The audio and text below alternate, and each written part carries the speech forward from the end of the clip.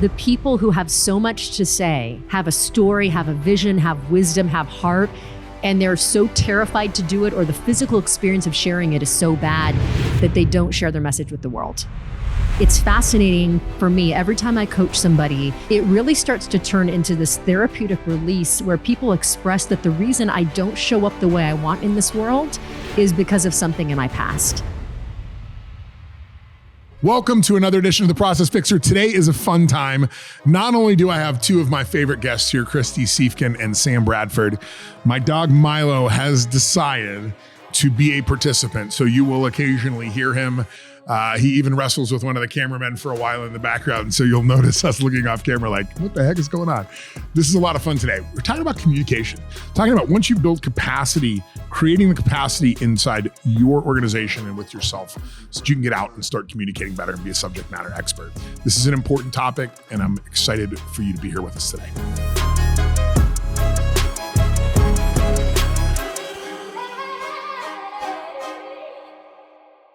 Welcome to another edition of The Process Fixer. Today I have two guests. Yeah, it's been a two guest day. Kristy Siefkin, who's been here before. Sam Bradford, who's been here before. I've got Milo under the table, he's been sleeping for a couple hours, so now he's trying to get the rounds. He's putting his ears in everybody's fingers. He's like, hey, there's a finger there. Let me put my ear in. So if we get distracted, you know, it's an adorable it's for pup dogs. It's under for the table. It's for the dogs. Well, what do we want to talk about? I know you all have been sort of, we've been having a conversation. We've been having a conversation. Yeah. Now we're going to have a conversation. What's happening?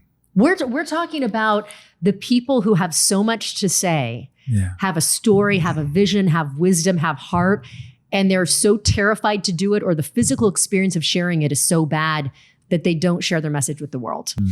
I love that. Well, and so I want to tie that to, we do some work together on podcasts and videos and those kind of things. And on this show, a lot of times we talk about process, and it really is, everything is about process mapping. I say we need to process map the whole world. So let's talk about this. Let's talk about getting out there, talking about your message, why that's important, and building an organization where you are subject matter experts and you're the ones that are communicating. And I love what I said last time you and I talked, which was this African proverb that says that, until the lion learns to write, the story will always glorify the hunter. And it's a really good point. If you're not out there writing your own story, if you're not out there doing the work, somebody else is going to dominate that landscape. So let's talk about that. Sam, you've had some interesting experience in talking on camera, and we're both very comfortable doing this. I don't get butterflies really anymore when I go talk to groups. You were just saying that you are the opposite, even though you've done a TED Talk and you've been and are fantastic. You're a fantastic public speaker. I've seen you speak many times. Do you think that's an age thing? Do you think it's like, do you think you'll grow out of it, or is it just a personality thing? I have no idea. I am absolutely terrified. Not right now. Like talking with you guys is not bad, but in front of a large group of people, I've done it multiple times. Well, multiple. I was a pastor for a while, so I did it every week. Yeah. I've done it at a TED Talk. I've done it with the husband and wife law team, with the Diamondbacks. Every time I get terrified. Like, and I was just telling Kristy, I did a wedding and I was like dying the whole time. I'm literally officiating up there. a wedding. Yes, I'm officiating a wedding and I'm just like panicking. And I get done and people come up and they're like, would you officiate our wedding? That was the most beautiful. And I'm like, absolutely not. Like, no, I don't ever want to go through that experience again. And it's so interesting how when people hear me speak and they want more of it, and yet I'm internally like trying to navigate, how do I do this without dying? Tell us what that experience is. Walk us through that dying experience. Man, when I was doing the wedding, I had to read off my notes and I don't usually do that. I usually just talk from my heart, and I didn't want to miss things. And there was just like a moment that was so surreal for me. My heart's racing. This wedding was for a family member, and there was people that were there that I didn't know were going to be there that were from high school. And I'm like, here, I'm doing this. There's this moment when I'm reading their like, not their vows, but what I wrote for them. Yes. And they start crying, but it's like this. and I'm immediately going, oh my God, they're laughing. They think internalize this is so stupid that like and I'm just trying to continue to work through it. And then it wasn't until afterwards that I found out that they were crying about it because it was so beautiful. And yeah, it was just this like internalized moment where I was like, and I don't want it ever to be about me. It's not about like how I'm feeling in that moment, but it absolutely detracts from me wanting to get up and do it again. And it can hold you back. I don't want to tell your backstory for you. If you're willing to share some of it in a bit, I would love that. But when you started to share with me these experiences in my childhood informed how I show up, it's fascinating for me. Every time I coach somebody, they come for communications coaching and you go through tactical steps. You go through lessons, we go through modules, there's techniques, there's practices, there's rehearsal.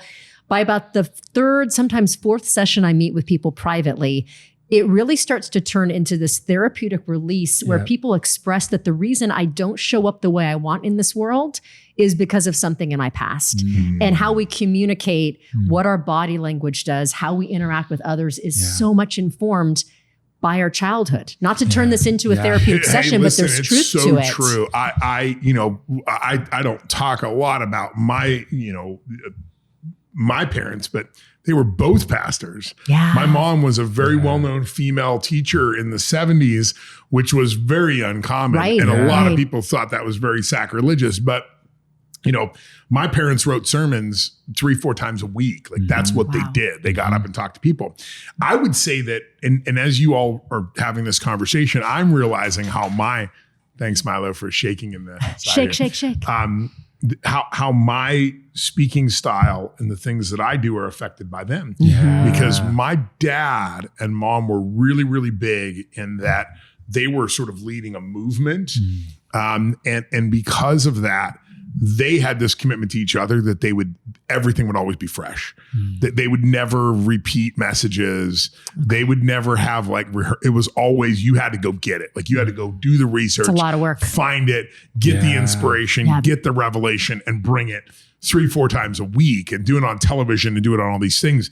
And I think that really heavily influenced me early on in my speaking because I was not a good speaker at all when I was an ordained pastor. Yeah. I was terrible at it because I felt like I had to always find this thing that was really relevant to that moment. So many times I'd be preparing a message and then the praise and worship part of the service would happen and some words were said or things, they talk about it. And I would be like, I have to change everything because I have to align it to this. So no pressure. Yeah, no pressure to throw away all I can't tell you how many times I got up, and I'm going to go back and listen to some old tapes. Yeah. But how many times I would get up and be like, all right, I'm going to throw my notes out because this is not relevant to today. Yeah. And then have to try to navigate my way through. And it was a lot of pressure to do that. And I think it's when you have parents that are professional communicators that do it 4 nights a week for 30 years. Yeah. Right. That's a lot of pressure. Yeah. And I think honestly, it wasn't for me until about 15 years ago. We were just going through YouTube a little bit ago, finding old recordings when I used to be a musician and finding all these old things. But there's a lot of old videos on there from like 15 years ago when I started doing public speaking.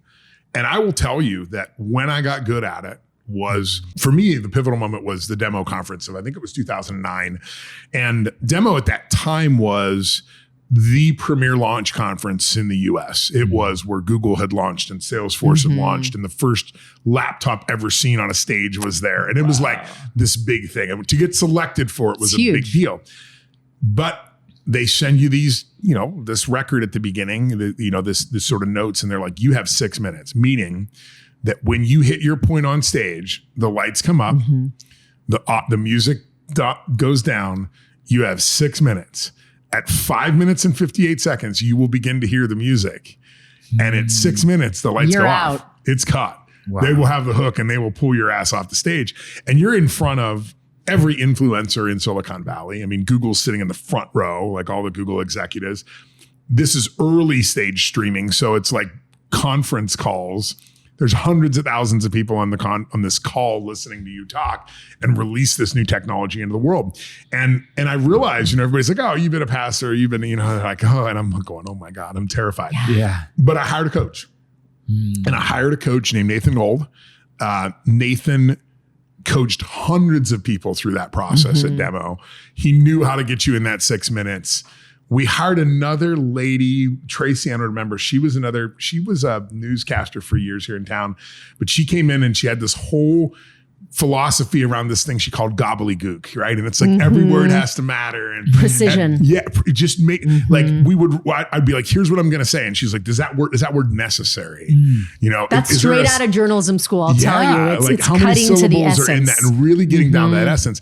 And then once it got there, and I was at about 4.5 minutes, she's like, now add some shit back. Yep. Like you can do that. Strip it down and then build it up. Then build it back up. And when I got on that stage, we'll see if we can find the video someplace and post it, because it was actually epic. Like it got shared around the world, because what happened is when I got on stage, we had 6 minutes, and the rules with Demo was it had to be a live launch of the software while you're on stage. Oh, so your wow. IT department was being notified, push it live right now, and then demo it as the first user of it online. He's sweating bullets.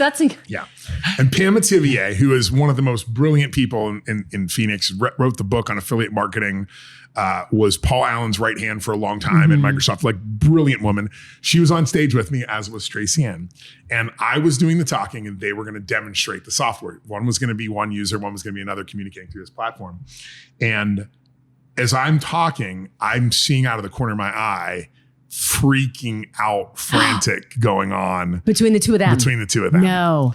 And I'm like trying to navigate this. And what had happened was that we had used a wireless mouse, and this is 2010. Like wireless mouses were a new thing. So I'm on stage, I see out of the corner of my eye that there's this frantic behavior happening. And it turns out that they can't, the mouse is just spinning all around the screen, this whole thing.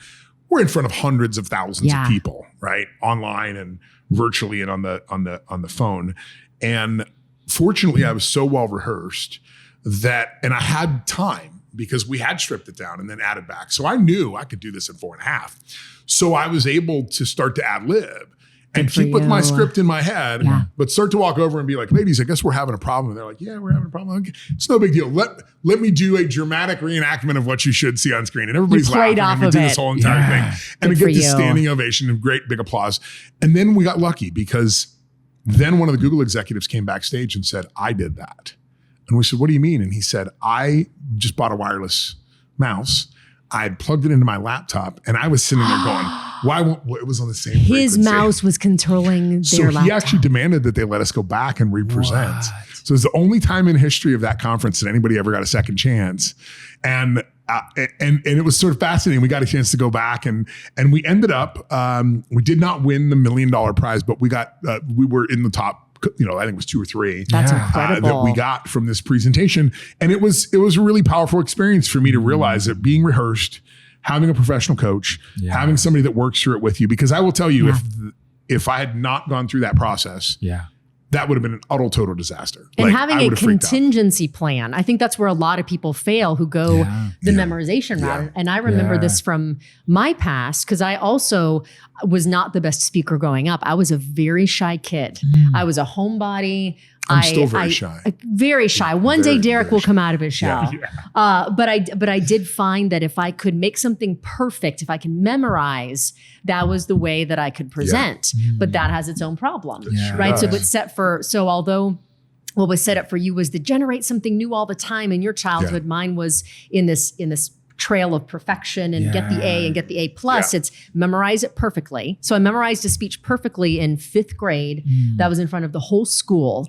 And I remember going completely blank and having that millisecond of, this feels like a lifetime. And I don't even remember what happened. I think the teacher ushered me off the stage or somebody moved me. I was just so completely frozen. And I remember bawling. You should talk to my therapist about this. Send me this number. I mean, I've worked through it a few times, but clearly have not processed it, gentlemen. Right? But I remember that humiliation, utter and complete humiliation. It's the worst feeling too, right? And I was not in control, because what I had counted on to deliver my message was memorizing it. And even as grown adults, whether we're going into a board pitch, or we're going to be a guest on a podcast, or we're going to do a sales presentation, people do that. They memorize the words, they don't internalize the message or internalize the content. And then if one little thing goes wrong, you're done. You're done. And I will tell you, I still struggle with this myself. And, it's I think it probably drives Sam a little bit crazy that I still, when we're creating presentations, I'm like, I have to go create something new. Like I have to create the pyramid of priorities. I have to do, I can't just use my old content. You have to generate. But what I have learned now is this. I will go and I will create 10 new pieces of content, 10 new slides, 10 new memes, whatever it is, put that in there. And then when I get to the rehearsal, there's a point of me now that goes, hey, dummy, 1 or 2 new things, but you got to have 80% that you can fall back on, that you are well rehearsed on, that you can do it, because they're not going to hit the way you want them to hit the first time. Never. Right? The first time out, I'm going to go, oh, yeah, I gave the punchline too quickly, or I shouldn't have done this, or I should have set it up differently. Or you thought it was brilliant, and then the audience is completely the groaning, like I said, not interested. I gave this speech at ASU years ago, and it was a bunch of like sorority girls, and I said something, and they were like, that is the worst dad joke ever. And I was like, okay, this is not, talk about humiliating, standing in a bunch of all these women and be like, it's like, that's just not. As we go, I know we've done a little bit of time machine. I want to go back to you, Sam, what you were sharing about. You heard something at home that just shook you to your core, and then you hear it again at school. Can you share a little bit of that with us? Yeah. So growing up, one of my stepdad's favorite sayings was like, it doesn't take a rocket scientist to figure this out. And just over the years, I just internalized his critical, you're not doing this right. You're not doing that right. You're not good at this. And so I just felt inadequate. I felt dumb. And then I go to elementary school, and man, I remember timed math tests, and man, I would just sit there and panic. And then I would look around the room, and everybody else was filling them out. Writing away. And I was like, I'm broken. And then we started writing, and they would they finally pulled me aside and said, we need to test you for a learning disability. And I'm like, okay. And I was young. I was like 4th or 5th grade, and I didn't understand. And I remember after the learning disability test, they pulled me out of my classroom and they put me in a self-contained classroom. And this was in a small town in Arizona. And I just was like, I don't belong here. Like I know I'm broken, but I don't think I'm this broken. Yeah. And it was just so hard. And so I think my greatest fear is getting in front of an audience and then being like, this kid is stupid. This kid doesn't know what he's talking about. Hearing that tape. Yes. Yeah. And so it's just like, I work so hard to feel like I know what I'm talking about. And even then, I don't feel like I know what I'm talking about. And it's wild because I'll get in front of people and I'll speak and they're like, I literally, the first time I spoke to the Diamondbacks, one of the executives said, this is better than any TED Talk I've ever heard. Like, this is one of the most incredible things I've ever heard. And I'm like, oh, that's so cool. And then 10 minutes later, I'm like, I don't know what I'm talking about. He must be full of shit. He's not full of shit. He's lying to me. But let me tell you something. And I want to speak something to you here because you haven't heard me talk a lot. But I do talk about rocket scientists a couple times because I have a family member that's a rocket scientist. Yeah. He is one of the smartest people I've ever met in my life. He also will admit he is one of the dumbest people. Because he only knows rocket science. Right. He's only really, really good at rocket science. He's a savant, perhaps. Right. And he talks about how it's not. I'm going to tell a story, and I don't want to dominate all the conversation here, but I think this story is fun. So he tells this story. I call it the brown sock story. And he says that when rocket scientists are struggling to try to solve a really complicated problem, what most people don't realize is that most of them have a relationship with either a local community college. Most of these rocket science companies, they have a relationship with a local community college or a local high school. And they will send an assistant over to these places and they will say, we're with such and such rocket science company and we need a few participants to come and help us work through a problem. So you can imagine you're a high school gym teacher. You're like, I could go over there and help these rocket science guys. So you're like, this is pretty cool, right? So they come through and they interview a bunch of different teachers and professors. And then they select a few and they said, would you please come and we'll have pizza and, maybe beer or wine. And we would just like to talk through a problem with you and see if maybe you could give us a different perspective. And he says that the fascinating thing is we can have a problem that we're working on for 2 or 3 years we can't figure out. And he says every time, son of a bitch, you bring together a gym teacher, a dance instructor, a history teacher, a Scientologist, not a Scientologist. And that's part of the joke. You bring those people into a room and you explain the problem to them. And some botanist goes, well, trees grow like and he's like, and everybody in 2 seconds were like, son of a gun. We've been doing this 3 years and didn't see it. There it is, right? We couldn't figure it out. And he said, the problem is every one of those rocket scientists, if you're a rocket science company, you want to hire the best in the world. Yeah. The best in the world all come from the same schools. They all attend the same lectures, listen to the same podcasts, read the same books. They only have one perspective on the world. Yeah. And he told me a story one time. He said that there was an incident where they had a really difficult problem and they were working on a problem for the government and they were trying to figure out how to land a rocket on an asteroid. The problem was the asteroid spins very quickly because it's small. And he said, we go through this and we have the cocktails and we give the pizzas. And he's like, we get a few ideas. And he says, and there's one woman there looks a little out of place. She's very well put together, nice looking woman. And he says, and she doesn't really say anything the whole thing. And then right at the end, she goes, well, maybe if you put like sticks in it or something. And they were like, what? So she starts to explain that she grew up and she was an ice dancer growing up.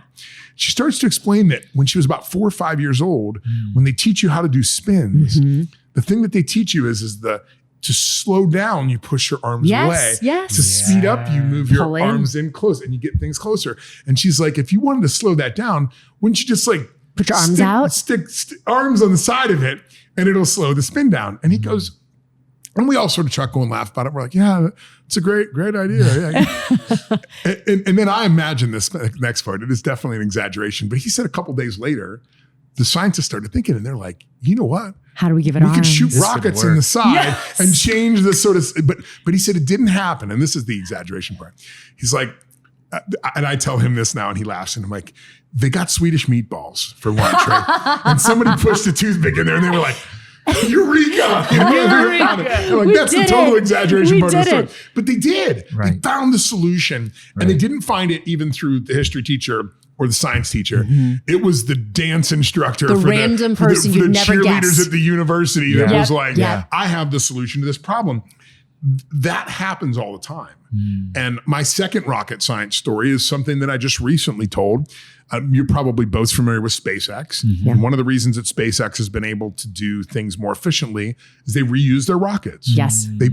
And if you've never seen the videos, it's freaking weird. They just put them in reverse and like back them down. Yeah. And it's nuts. But there's also the rocket boosters that hold all the fuel in them.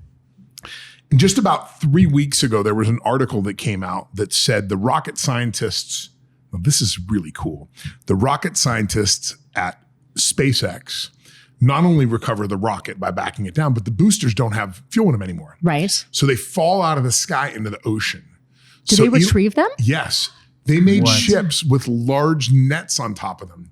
And they would send them out in the ocean like catch it, like baseball deadliest players. catch? And they would try to catch it out of the air. They were literally catching them out of the air. But they found that because of the swells were so high, like they could figure out the geolocation. They could figure out how to get in, but the 7 to 9 foot swells in the ocean, they just were missing them. And they were only catching like 40%. So they were like, we got to get better. We have to do more rocket science-y stuff to fix this problem. And he said, but then they started thinking about it and they were like, wait, why do we need to catch these? And the scientists said, well, 2 reasons. Number one, it'll sink. Right. It's garbage. a big thing full of fuel. It'll sink to the bottom of the ocean. And somebody said, well, wait a second. At that point, isn't it empty? Isn't it just a big hollow tube? And they were like, oh yeah, good point. Right? These are supposed to be the guys that your stepdad was like, these are the smartest guys in the world. Like, hey bro, like it's empty at this point. Yeah. And empty tubes would float. Right. And then the second argument was, well, they can't have prolonged exposure to seawater. Well, there's no the boat's right there. Right. All you got to do is pick it up and hose it off. So they tested it and they found they spent all this time, money, energy, and effort as rocket scientists to try to catch rockets from the air. When it's just better than drop in the water and they'll float right to the top and you go pick them up. So sometimes the rocket sciencey types among us are really good at the rocket part. Maybe really good at the science part, but they're not logically thinking through these things. So I know we use that all the time, brain surgeons and rocket scientists and all these kind of things. They're human beings in the end. Yeah. And the reality is I've talked in front of groups of rocket scientists before and they're like, this is one of the best speeches I've ever heard. And it's like, I can't even do the math. Like I can't figure any of this out. Because it's one type of intelligence. Yeah. Exactly. And I think that's important. It's really about perspectives. You know, you talk about this with Dutch Bros. You know, there's people that that talk about how their lives have changed because of an interaction with a 17-year-old broista at a Dutch Bros window. Yeah. Right. That changes the world. Yeah. So let's talk about the marine biologist here for a minute. Yeah. Okay. So Your TED Talk. we're at the boardwalk where the Arizona. We're speaking at the boardwalk. Yeah, we did the keynote for Arizona Boardwalk for their company. with the Odyssey and the Butterfly Place, and we get done doing our keynote, and this guy comes up and he goes, "Hey, there's marine biologists here," and I was like, "That's really cool. Like, what is he? Well, I don't get it." And he was like, "Your TED Talk," and I was like, oh my gosh. So what happened was I started that job at Dutch. I'm taking orders in the drive-through, and I just love connecting with people. And so I asked this woman, she rolls up and I'm like, "Hey, how's your day going?" And she's like, "That's okay." I'm like, "Well, why is it okay?" She's like, "I'm going to work." And I'm like, "What do you do for work?" And she said, "I'm a loan officer at a bank." Okay. And I could tell that she just it was dreadful. And I said, "If you could do anything in the world, what would you do?" And she did not blink. She was like, "I would be a marine biologist." And I get the chills. You got to realize that I was 30 years old. I had just quit a full-time job to work part-time at a coffee shop because I believed that I could help people with leadership. Yeah. And I started going to community college because I started realizing how important it was. And so I'm just like, I'm like literally so excited. I'm like, listen, your life is too short to go to work every day and to do something you hate. I'm like, you need to go to school. I said, "What's holding you back?" And she said, "School." And I said, "Listen, I'm 30. I just quit a full-time job. I'm working at this coffee shop and I'm going to school part-time because I want to do something impactful with my life that matters." And it was just this beautiful moment where I got to connect with another human who had given up on life. And I'm like, hey, like, it's important. You can do it. And then we're at this place and I got to talk to marine biologists, and it was like so amazing and so incredible. What would have been really cool if one of them would have come up and been like, I was the woman in the drive-through. I just won the Nobel Peace Prize in speaking to whales because of a coffee. You just don't know what your effect is on people. Yeah. And that's why I think it's important if you have, something to communicate, learn how to do it. Right. Yes. Because ideas change the world. Right. One person with great ideas can change the world. And I know a lot of people that listen to this are business people, and that's really true in your industry as well. Look, Tesla Tesla leads a lot in technology and a lot of different things, but Elon Musk is the spokesperson for the electric vehicle industry. Sure. Like it or not, if you start an electric vehicle company, he is your sugar daddy in the end. Yeah. Because he's made it a point to be that voice. Yeah. You have to make a choice to do that. We talk a lot of this about with business. We talk a lot about this when it comes to process. It's really true in communication as well. And listen, there's two different types of ignorance. There's passive ignorance and active ignorance. Yeah. Passive ignorance, I can give you a pass on that. I hear some, off color comment by somebody who doesn't know any better. And it's one thing to be able to say, hey, that's like not appropriate. Right. Yeah. Active ignorance is when you know and you're not doing anything about it. Yeah. And that's why we're sitting here today and we're talking about building content and doing these things and saying how important it is. And you know it as an exec, you know it. So that means you're being actively ignorant in order to continue down the path that you're down. Yeah. Which is not cool. Yes. That's like where it starts to get borderline like, wait, you know how to fix it. You know how to elevate your organization by getting out there and being the voice for that is being so the voice. appropriate. That is a voice. Being the voice for your industry or for your species. Right? Like that. I mean, the award has been won. See, we talked about this a minute ago. You have to be rehearsed enough, but you also have to be able to pivot, Be able to play with it. And, so don't cut that, right? You got to be able to be the bark for your industry if need be. And this is that opportunity that you have, right? If you know it, now you know it. Now you know how important it is. Now it's up to you to take action as an individual. And it goes to a bigger theme of, do you want to complain or do you want to act? And I think all three of us sitting at this table are the people who act. But I'll fully admit, for a long time, I stayed in my job when I knew it was not the right fit for me within broadcasting because of fear, a different kind of fear than you're describing, but that fear of the unknown and what is next and what will it look like. Yeah. And when I was wrestling with Milo's having a good old wrestling time. a cameraman right now. He was like, I guess we should wrap. It's been about 30 minutes. That was fun though, having the interactions off the camera and stuff. And it's always good to chat with both of you. Yeah. And I just think it's important. I really do. I mean, we talk so much. This show is all about process. It's all about AI. It's all about automation. It's all about all these things.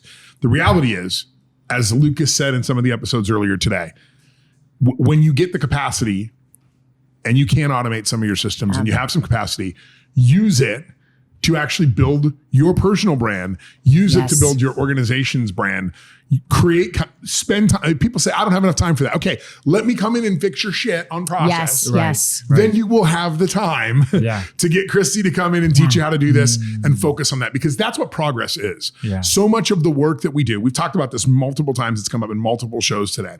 So much of our time is spent catching up. Yes. Which means we're behind. Yep.